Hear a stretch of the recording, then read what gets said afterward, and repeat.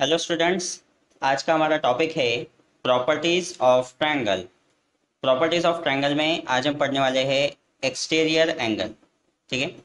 सबसे पहले जानते हैं कि एक्सटीरियर एंगल क्या होता है, कैसे आइडेंटिफाई करते हैं।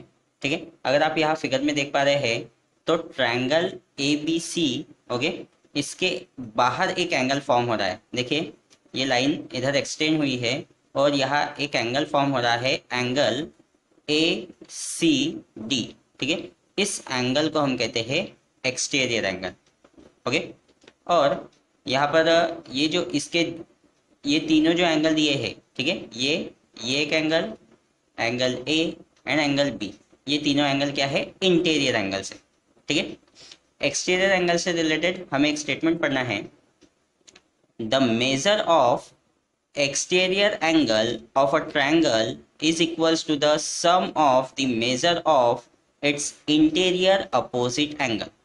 That means इसका मीनिंग ये है कि ट्रायंगल के एक्सटीरियर में जो एंगल फॉर्म होता है उस एंगल का मेजर उसके इंटीरियर अपोजिट एंगल्स के सम जितना होता है। That means the measure of angle A C D is equals to measure of angle sum of measure of angle CAB, that is angle A, and CBA, that is angle B. Okay. इस angle का measure in दोनों angle के sum जितना होगा। That means अगर ये angle आपका 50 degree का है और ये एंगल आपका 60 डिग्री का है तो दैट मीन्स इस एंगल का मेजर आपको मिलेगा 110, दैट इज 50 प्लस 60। ओके। वैसे ही अगर ये एंगल आपका 90 डिग्री का है और ये एंगल आपका 40 डिग्री का है तो दैट मीन्स इस एंगल का मेजर आपको मिलेगा 90 प्लस 40, 130 डिग्री। ओके। यही हमने यहाँ पे लिखा है, this is exterior angle property. Okay. The measure of exterior angle is equals to the sum of measure of its interior opposite angles. Okay.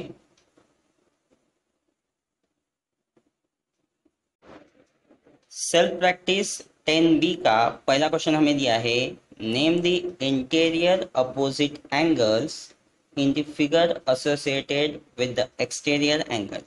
Okay. Given exterior angles के लिए हमें उनके इंटीरियर अपोजिट एंगल्स लिखने हैं। सबसे पहला angle, पहला exterior angle आपको दिया है angle A C S, angle A C S, that is ये एंगल। ओके। इस एंगल के इंटीरियर अपोजिट एंगल्स, तो ये एंगल अगर आप देखते हो ये इस एंगल के साथ लीनियर पेयर फॉर्म करता है, करेक्ट है, इस इंटीरियर एंगल के साथ। अब बचे हुए दो एंगल कौन से हैं, ये एक है ये एंगल और दूसरा है ये, करेक्ट है। तो इसे रीड करेंगे एंगल सी ए बी और इसे रीड करेंगे angle C B A. Okay.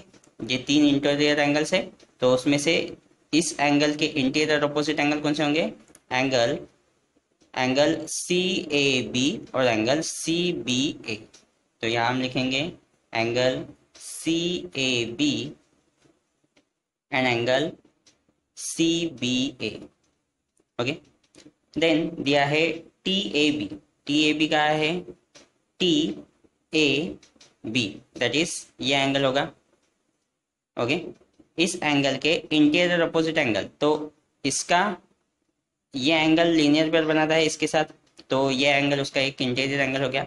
अब इसके अपोजिट एंगल्स कौन से हैं, ये इस एंगल के इंटीरियर अपोजिट एंगल बनेगा ये एंगल और ये एंगल। तो इसे रीड कैसे करेंगे, angle A B C and angle A C B.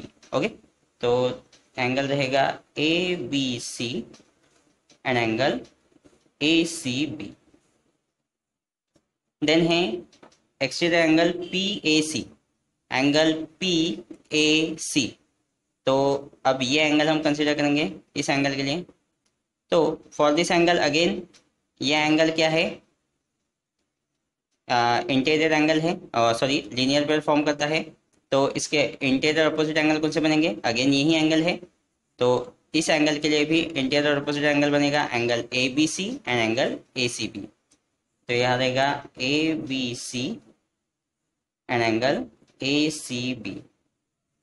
Then for angle B C U, B C U, B C U that is this angle, okay, ये बाहर वाला एंगल, ठीक है।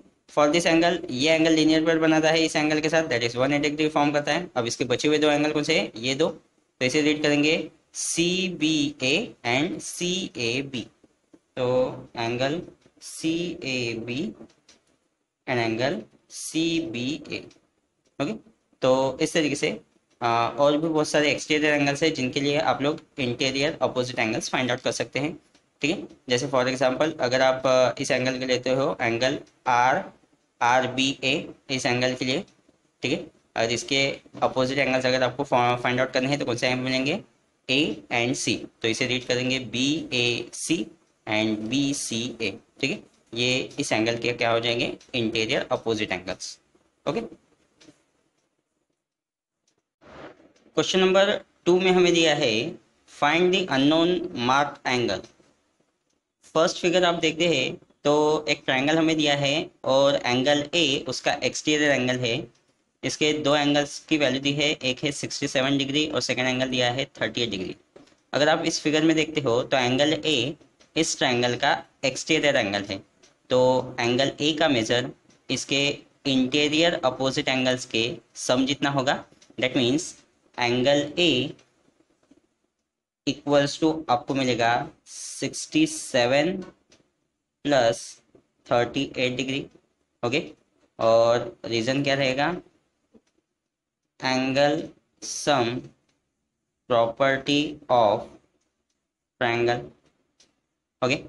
देन इसे अगर आप सॉल्व करोगे so angle A equals to आपको मिलेगा 67 प्लस 38, अगर आप करते हो 7 प्लस 8 होता है 15, 1 carry, 6 and 3 9 and 1 10, that is 105 degree. So आपको एंगल ए का मेजर मिलेगा 105 डिग्री।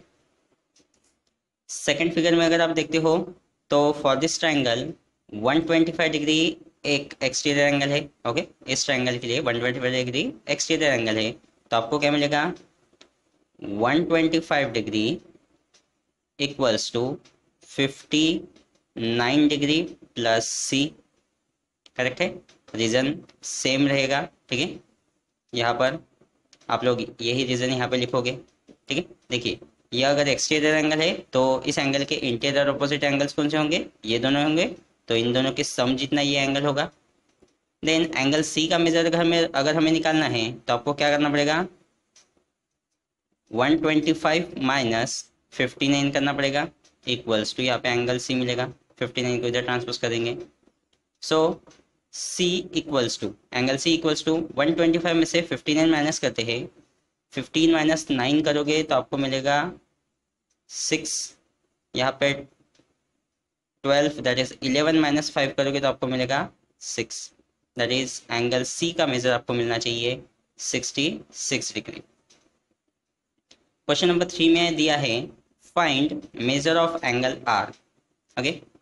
अब यहाँ इस फिगर में आप देखते हो ट्रायंगल पी क्यू आर के लिए एंगल पी क्यू एस एक एक्सटीरियर एंगल है, तो यहाँ मैं लिखता हूँ angle P Q S is an exterior angle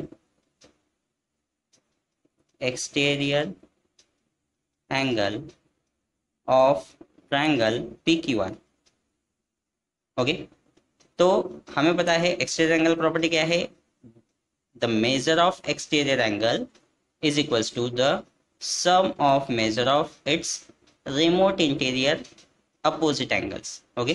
तो इसके इंटीरियर अपोजिट एंगल्स ये दोनों हैं, तो दैट मीन्स आपको क्या मिलेगा, इन दोनों की सम इक्वल्स टू 130 डिग्री। तो यहाँ पर मैं लिखता हूँ सो देयरफॉर एंगल, इसे पहले रीड करेंगे angle Q P R plus angle, इसे रीड करेंगे तो angle Q R P equals to आपको ये एंगल मिलेगा पी क्यू एस, ओके। इसकी वैल्यू आपको दी है क्यू पी आर की 5x minus 2 plus Q R P की वैल्यू दी है आपको 4x plus 15, equals to P Q S की वैल्यू दी है 130। ओके, वायरलेस पुट कर दी बाय रीजन, वही आप लोग लिखोगे, ठीक है, ये रीजन आप लोग सेम यहाँ पे लिखोगे, angle sum property of triangle. Then solve कर देते हैं, 5x प्लस 4x होता है 9x। ओके, देन -2 प्लस 15 होता है +13 इक्वल्स टू 130।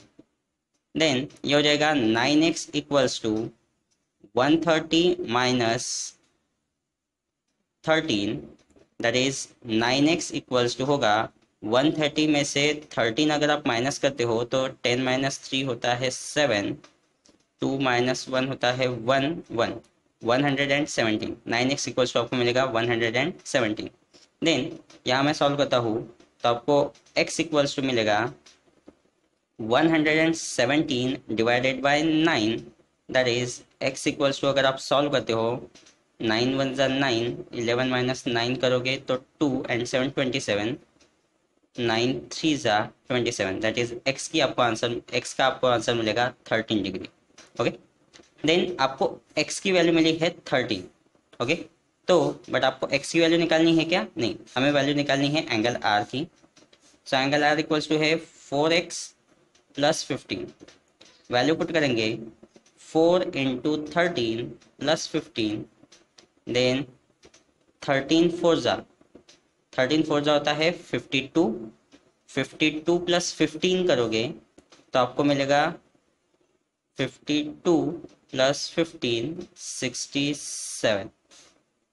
ओके, तो आपका एंगल आर का मेजर मिलेगा 67 डिग्री।